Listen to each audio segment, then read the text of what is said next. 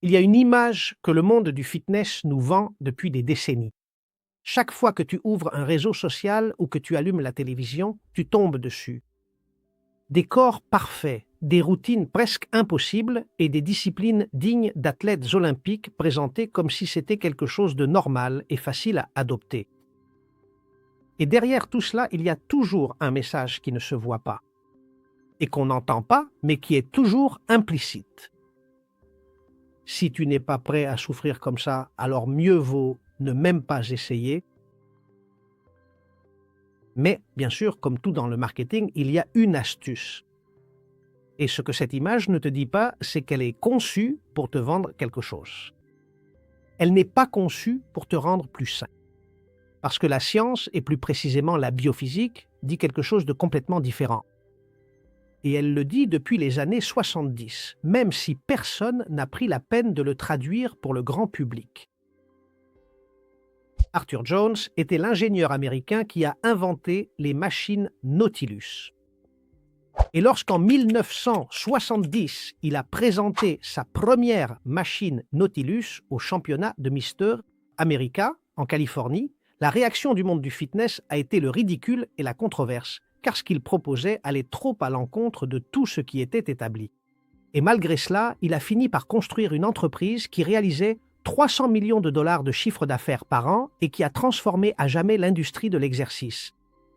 Mais Jones était bien plus que cela, qu'un simple fabricant de machines. C'était un autodidacte qui, dès son jeune âge, avait lu toute la bibliothèque médicale de son père, avait piloté des avions, tourné des documentaires sur la faune sauvage en Afrique et possédait une façon de penser radicalement différente de celle de son époque. Pendant des années, Arthur a étudié les athlètes d'élite, c'est-à-dire ceux qui s'entraînaient le plus, ceux qui souffraient le plus. Et après des années à le faire, il est arrivé à une conclusion qui, lorsqu'il l'a exposée publiquement, a été jugée scandaleuse et qui, aujourd'hui, plus de 50 ans plus tard, continue d'être ignorée. La plupart s'entraînaient 2 fois plus que nécessaire et obtenaient la moitié des résultats. Et non pas parce qu'ils étaient paresseux. Bien au contraire. Ce qui leur arrivait, c'est qu'ils ne s'étaient pas arrêtés pour comprendre la physique de la récupération.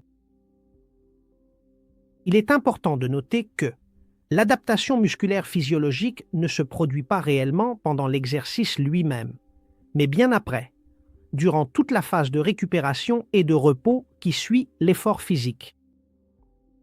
Et si ce repos n'est pas suffisant, il n'y a pas d'adaptation, il n'y a que de l'usure accumulée.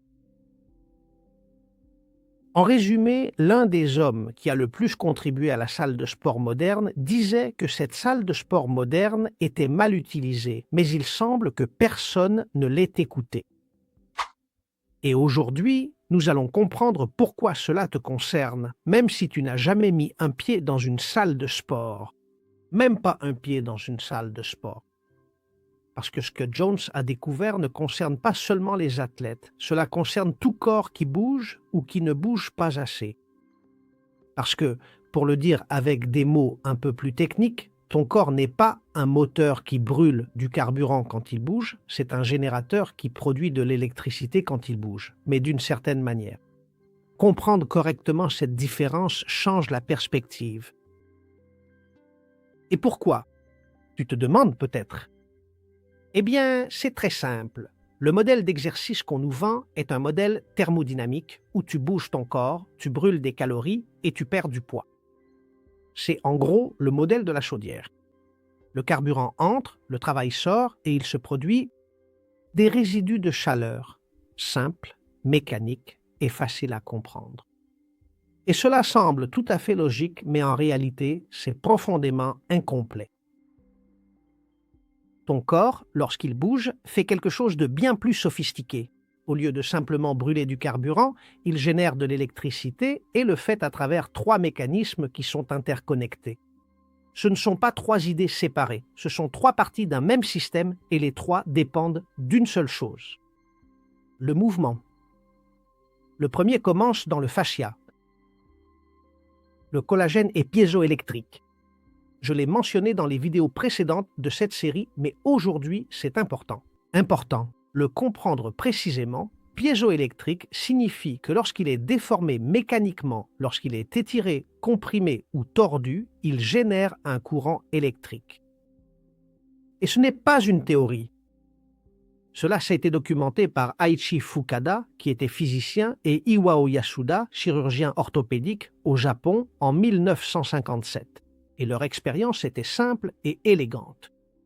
Ils ont placé un os sur un support, y ont mis des électrodes et ils l'ont comprimé.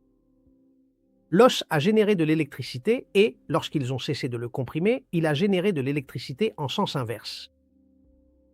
Et c'était de la physique mesurable et reproductible. Et depuis, cela a été reproduit d'innombrables fois dans les tendons, les ligaments, les muscles et la peau.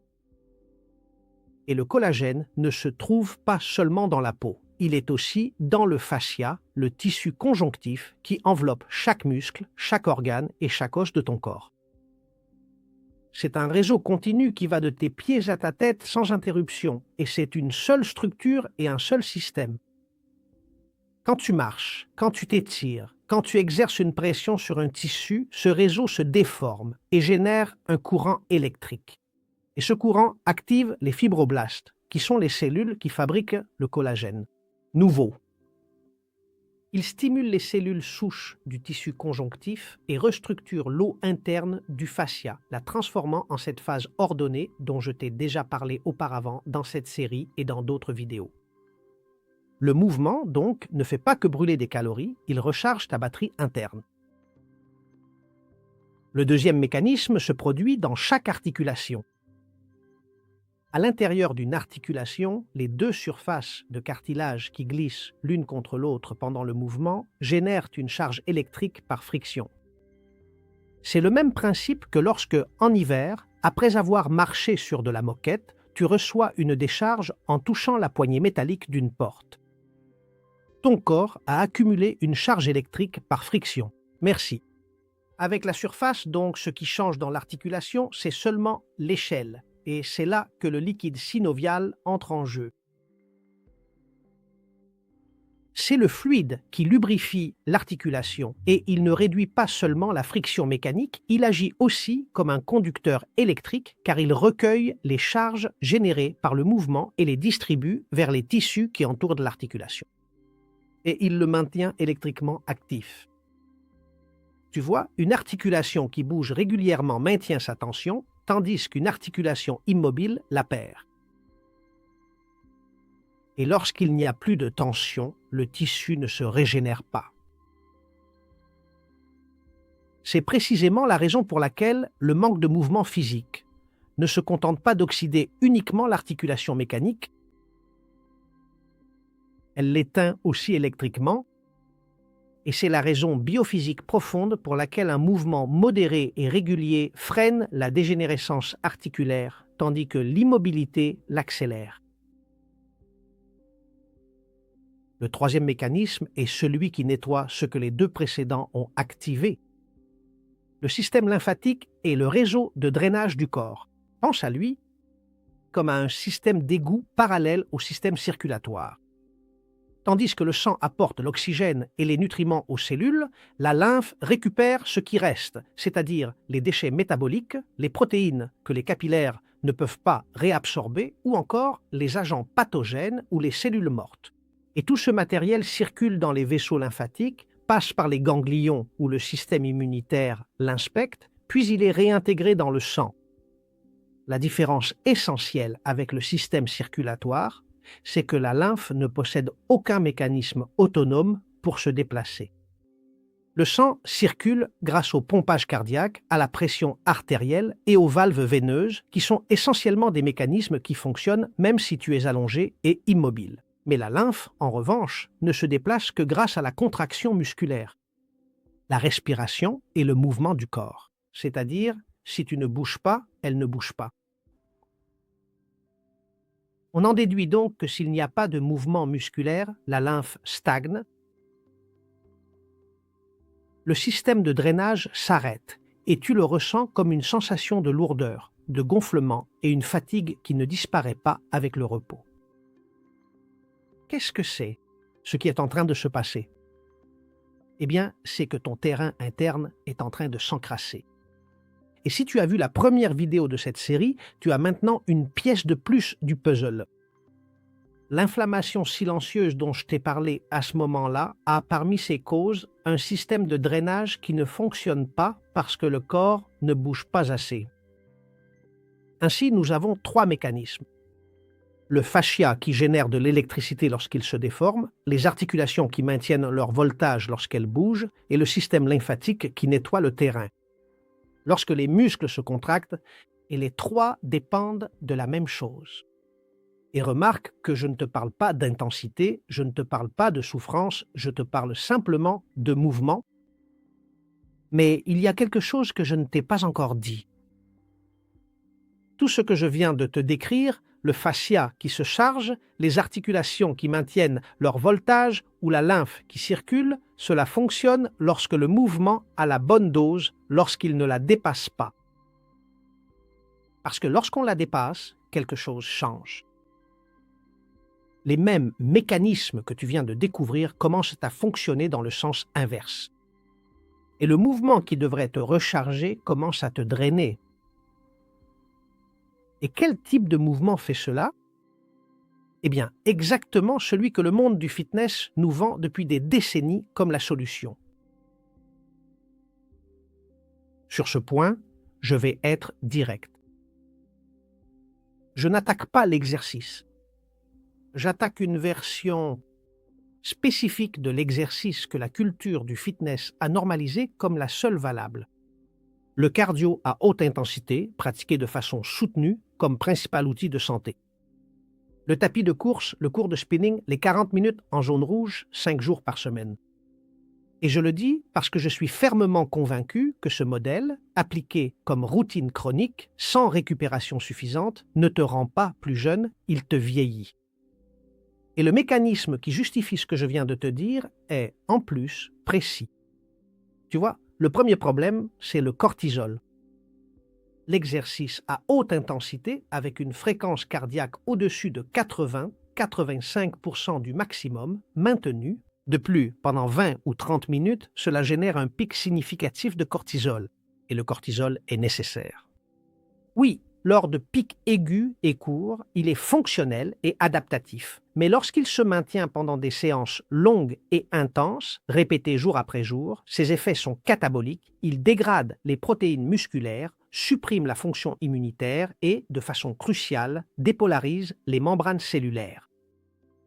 Tu vois, dépolariser une membrane signifie réduire son voltage.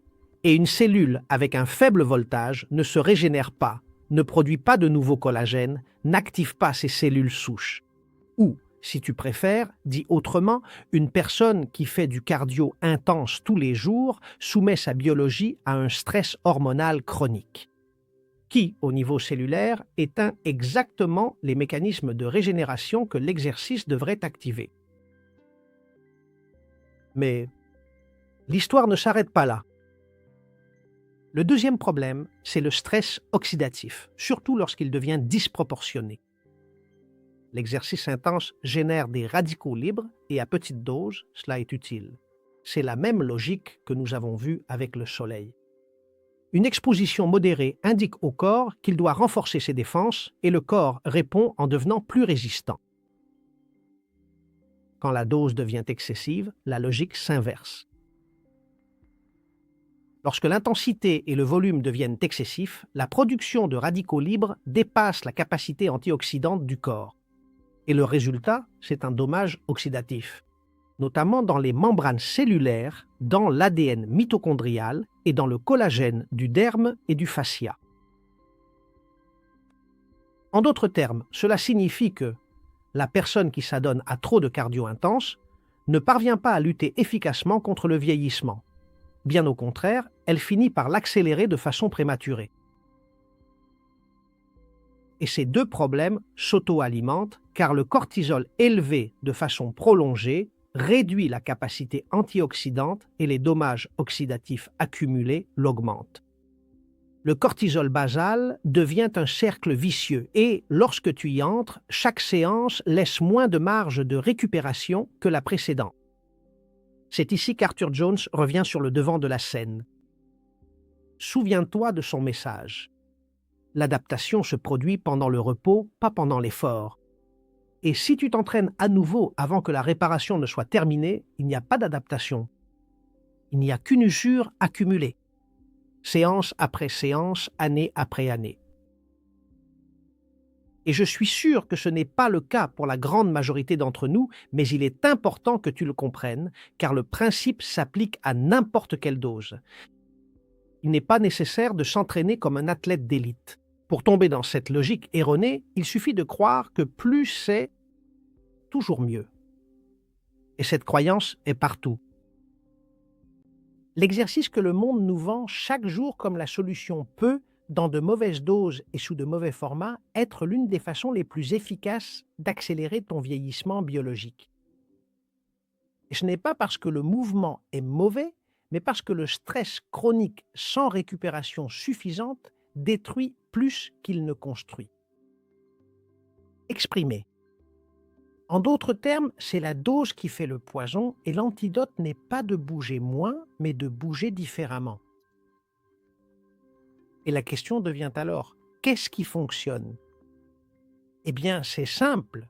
Tout mouvement qui génère plus d'électricité qu'il n'en consomme, qui active la piézoélectricité sans déclencher le cortisol et qui recharge l'eau interne au lieu de la désorganiser. Ce sont des exercices faciles à trouver et faciles à faire. Et je te propose 5 types. Et le plus sophistiqué des 5 ne nécessite même pas d'équipement, ni d'abonnement à une salle de sport, ni de motivation particulière. Il suffit simplement que tu sortes dans la rue. Le premier, c'est la marche longue à faible intensité. La marche est le mouvement bioélectrique par excellence. Chaque pas génère de la piézoélectricité dans le fascia plantaire, dans les tendons d'Achille, dans le collagène des genoux et dans les hanches. Et le rythme bilatéral s'active. Le système nerveux parasympathique, qui est l'opposé physiologique du cortisol, et crée les conditions de calme électrique dont l'eau interne a besoin pour se structurer. James Earle, dans son livre Born to Walk, construit sur le modèle des chaînes faciales de Thomas Myers, a documenté quelque chose que la biomécanique moderne a mis des décennies à comprendre. Pendant la marche humaine, les muscles ne s'allongent ni ne se raccourcissent de manière significative, ce qui s'étire et se rétracte, c'est le fascia. Les muscles restent en contraction principalement isométrique, tandis que le fascia s'étire sous l'impulsion du corps et son interaction avec le sol. Puis, il récupère cette énergie sous forme de rebond élastique. Le fascia fonctionne comme un ressort. À chaque pas, il se charge. Et le pas suivant profite de cette charge et cette énergie est essentiellement gratuite. Mais ce système ne fonctionne que si le fascia reçoit le bon stimulus. Et c'est là que la chaussure moderne entre en conflit direct avec la biologie. La chaussure amortie réduit la capacité du pied à détecter les informations du sol à travers les mécanorécepteurs plantaires. Et ce sont ces récepteurs qui sont là pour lire la variabilité du terrain et ajuster la tension du fascia. À chaque pas, lorsque vous les amortissez avec 10 mm de mousse, vous coupez simplement le signal et sans signal, il n'y a pas d'ajustement du fascia. Et sans ajustement du fascia, il n'y a pas de piézoélectricité optimale. Simon Franklin et son équipe de l'Université de Birmingham l'ont documenté dans une étude publiée en 2016. Et pourtant, lorsque tu marches pieds nus sur un terrain naturel, de la terre, de l'herbe, du sable ou de la roche, les pressions qui arrivent à la plante du pied varient à chaque pas, et cela active des réflexes neuromusculaires qui se propagent du pied jusqu'à la hanche et au dos. Par conséquent, la variabilité du terrain n'est pas un obstacle. L'obstacle à surmonter est le stimulus que ton système attend depuis des millions d'années. Le fait de marcher pieds nus sur du sable très irrégulier permet d'augmenter considérablement le signal piézoélectrique, dont votre corps a absolument besoin à chaque pas que vous faites. Et sachez que vous n'avez vraiment pas besoin de le faire de manière particulièrement rapide. une marche de 40 minutes sur la terre ou le sable, pieds nus sur une partie du trajet, avec le soleil sur le visage, n'est pas un substitut médiocre à la salle de sport. C'est un protocole bioélectrique complet. Le deuxième point essentiel à retenir, ce sont les exercices d'étirement profond et régulier pour votre corps. L'étirement lent et maintenu du tissu conjonctif est le stimulus piézoélectrique le plus direct et le plus contrôlable qui existe. Lorsque tu maintiens une posture pendant 30 à 90 secondes, le collagène du fascia se déforme de façon soutenue et, ce faisant, génère un courant continu qui active les fibroblastes dans ce tissu spécifique. Et cela s'appelle la régénération locale dirigée. Il y a une chercheuse à Harvard, Ellen Langevin, qui est la directrice du Osher Center for Integrative Medicine. Elle étudie exactement cela depuis des décennies. Et ce que Langevin a documenté, c'est que lorsqu'une déformation soutenue est appliquée au tissu conjonctif, les fibroblastes non seulement s'activent, mais changent aussi de forme. Et après 2 heures d'étirement soutenu, les fibroblastes dans le tissu étiré avaient une surface de corps cellulaire 201% plus grande que celle des tissus non étirés. 200%, ce n'est donc pas un effet marginal, c'est une transformation structurelle mesurable. Et il y a un détail que Langevin a souligné et qui est crucial pour comprendre pourquoi l'étirement lent fonctionne mieux que le rapide. La réponse du fibroblaste est progressive et dépend du temps. Ce n'est pas un interrupteur qui s'active d'un coup, c'est un signal qui s'accumule lorsque tu maintiens l'étirement pendant suffisamment de minutes. Alors le fibroblaste le détecte, change de forme et active les voies qui, dans les heures et jours suivants, produiront du nouveau collagène dans ce tissu. C'est pourquoi un étirement de 10 ou 15 secondes ne fait qu'effleurer la surface, tandis qu'un étirement de 60 à 90 secondes commence à déclencher le signal dont tu as besoin. Lorsque tu maintiens la posture suffisamment longtemps, le fibroblaste le détecte, change de forme, libère de l'ATP comme signal chimique et active la synthèse de nouveaux collagènes dans ce tissu spécifique sans besoin de cortisol et sans stress oxydatif. C'est pourquoi l'étirement profond pratiqué régulièrement améliore l'élasticité de la peau. Merci. La qualité du tissu conjonctif et la récupération articulaire de façon que le cardio intense n'obtient pas. Il agit très profondément sur le fascia, sur le collagène et sur la tension locale spécifique. Tout cela sans aucun coût hormonal supplémentaire. 10 ou 15 minutes d'étirement profond par jour génèrent plus de régénération faciale qu'une heure de tapis roulant. Ceci était la physique du collagène et il est très important de la connaître. Troisièmement, le mouvement dans l'eau. L'eau possède une conductivité électrique qui amplifie les effets piézoélectriques du mouvement. Chaque résistance que l'eau oppose à ton corps génère une déformation du fascia qui produit de la piézoélectricité. Et le mouvement dans l'eau travaille le fascia dans toutes les directions simultanément, ce qu'aucun exercice sur Terre ne peut reproduire. Et si l'eau est de mer, tu ajoutes à cela la conductivité minérale de l'océan, ce plasma que René Quinton a identifié comme l'environnement originel de la biologie humaine. De plus, le fait de s'immerger totalement dans l'eau de mer, en pratiquant une activité physique tôt le matin sous les rayons du soleil, cela permet de combiner simultanément l'intégralité des processus biologiques que nous avons vus ensemble dans cette série. Piézoélectricité du mouvement, conductivité minérale, température qui active la thermogénèse et infrarouge proche du soleil pénétrant la peau. Un bain de mer un dimanche matin, ce n'est pas une activité de loisir, c'est un protocole bioélectrique complet. Et tu ne le savais probablement pas. Le quatrième, la force à faible répétition et haute tension. Et ici, je ne parle pas du volume élevé de la salle de sport conventionnelle, je parle d'un travail de tension maximale sur des plages courtes, c'est-à-dire 3 à 5 répétitions avec une charge significative suivie d'un long repos.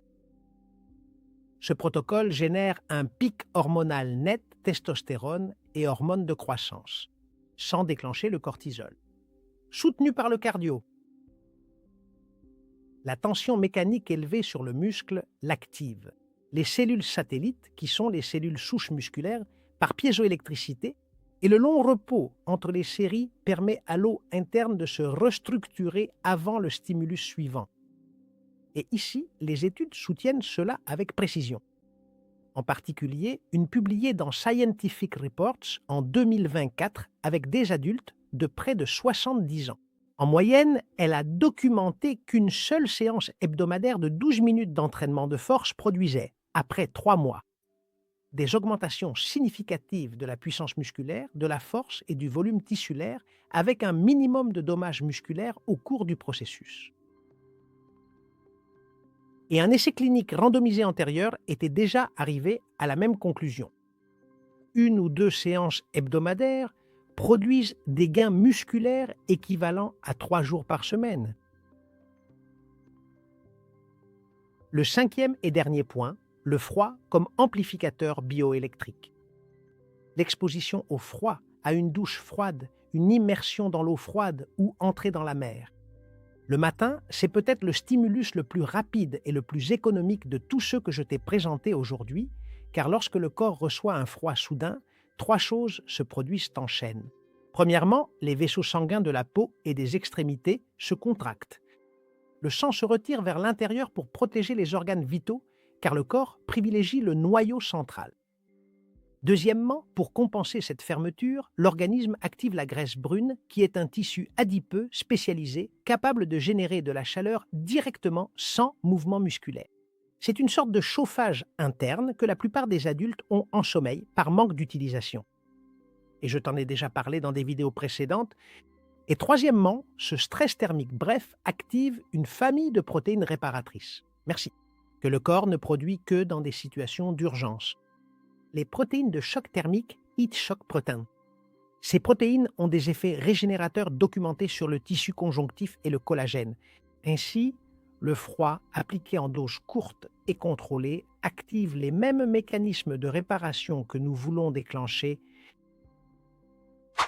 sans aucun des coups du stress chronique. La chercheuse danoise Susanna Søberg, docteure en métabolisme à l'Université de Copenhague, étudie exactement cela depuis plus de 15 ans.